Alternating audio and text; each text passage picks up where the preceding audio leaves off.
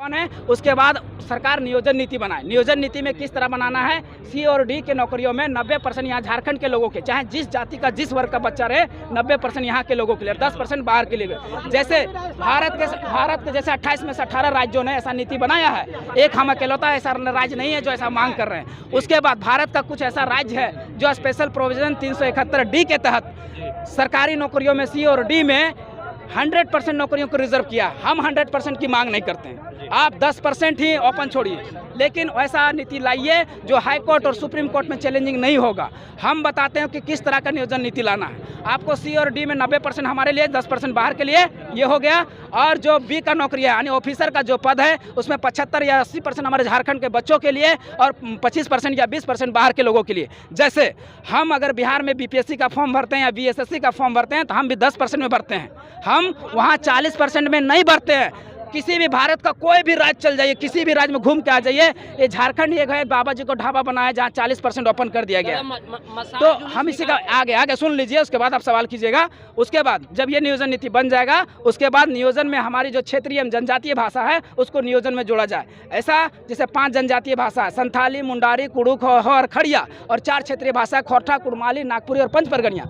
इन भाषाओं के आधार पर, मतलब ये जो भाषा जानेंगे वही झारखंड में नौकरी ले पाएंगे। जैसे बंगाल में अगर हम फॉर्म भरते हैं तो हमको बंगाली जानना अनिवार्य होता है, जब हम महाराष्ट्र में फॉर्म भरते हैं तो मराठी जानना अनिवार्य होता है, जब गोवा में फॉर्म भरते हैं तो वहाँ कोंकणी जानना अनिवार्य होता है, जब उड़ीसा में फॉर्म भरते हैं तो ओडिया जानना अनिवार्य होता है, तभी आप नौकरी कर सकते हैं। उड़ीसा सरकार तो यहाँ तक ये कह दिए कि must to be able read write and speak Odia language, then आप फॉर्म वहाँ भर सकते हैं। उसके बाद एक कॉलम नया जोड़ती है कि आपको ओडिया लैंग्वेज में 7वां क्लास पास होना चाहिए, तभी आप वहाँ नौकरी ले सकते हैं। तो उस तरह का हमारे यहाँ भी बैरियर लगाया जाए। लेकिन अभी देखिएगा झारखंड सरकार ने जो 2 वैकेंसियाँ निकाली है लैब असिस्टेंट की और पीजीटी के, उसमें कोई भी बैरियर नहीं रहने दिया, ना स्थानीयता का क्रमांक संख्या माना है, ना भाषाओं का बैरियर लगाया, पूरा ओपन छोड़ दिया, ओपन फॉर ऑल। यानी 100 सीट है उसमें 40 सीट बाहर होकर चला जाएगा। वही जुलूस निकाल के छात्रों से क्या मसाल जुलूस, आज हमारा 3 दिन का कार्यक्रम था।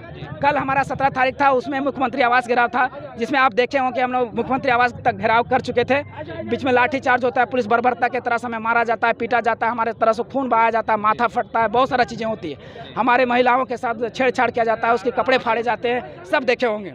उसके खिलाफ ही हम लोग ये आज 18 तारीख को मसाल जुलूस निकाले थे, जो एक सांकेतिक होता है। कल हम लोग ने झारखंड बंद का आह्वान किया है, जिसका समर्थन सभी झारखंड के सभी यूनिवर्सिटी ने समर्थन किया है, यहाँ तक कि जैक बोर्ड ने भी समर्थन किया और अपना परीक्षा जो है कैंसिल कर दिया। तो जितने भी आपके इलेक्ट्रॉनिक मीडिया के माध्यम से और प्रिंट मीडिया के माध्यम से हम कहना चाहेंगे, अपील करना चाहेंगे कि जितना भी इस मीडिया को देख रहे हैं, कल अपने अपने स्वेच्छा से अपने भविष्य के लिए, आने वाली पीढ़ी के लिए, क्योंकि आप अपना बाल बच्चा को किस लिए पढ़ाते हैं? नौकरी लगाने के लिए। अब जब पढ़ जाएगा और नौकरी नहीं ले पाएगा, सुसाइड करेगा, 60-40 आ जाएगा, तो ये ना होगा। मान लिया जाए 3.5 लाख पोस्ट खाली, हम 1 ही लाख मान लेते हैं। 1 लाख में अगर फॉर्म भर लिया जाता है, 1 लाख का नौकरी ले लिया जाता है, तो कितना घुसेगा? 40,000 घुस जाएगा। तो 40,000 यहाँ घुसेगा, 40,000 यहाँ जमीन लेगा, अतिक्रमण किसका होगा?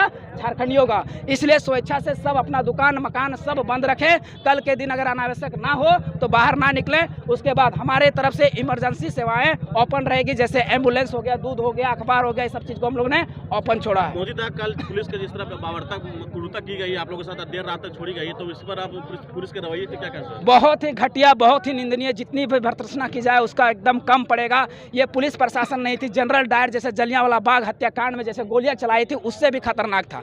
हमारे बच्चों को, छात्र थे क्या हम लोग? तो छात्र थे, ना तो आतंकवादी है, ना एमसीसी है, ना माओवादी है, ना हमारे हाथों में बंदूक था, ना बारूद था, ना गोली था। फिर किस लिए उतना माथा फाड़ दिया गया? यहाँ माथा 10-10 लड़कों के फटे हैं माथे, कितने लड़कियों के कपड़े फाड़े गए हैं, चीर हरण किया गया। तो हम इस सरकार से कह देते हैं कि महाभारत युग में एक बार द्रौपदी का चीर हरण किया गया था, उसका देख लीजिए क्या हश्र हुआ था। हस्तिनापुर का विनाश हो गया था, उसके बाद हस्तिनापुर के विनाश होने के साथ साथ कौरवों का भी विनाश हो गया था।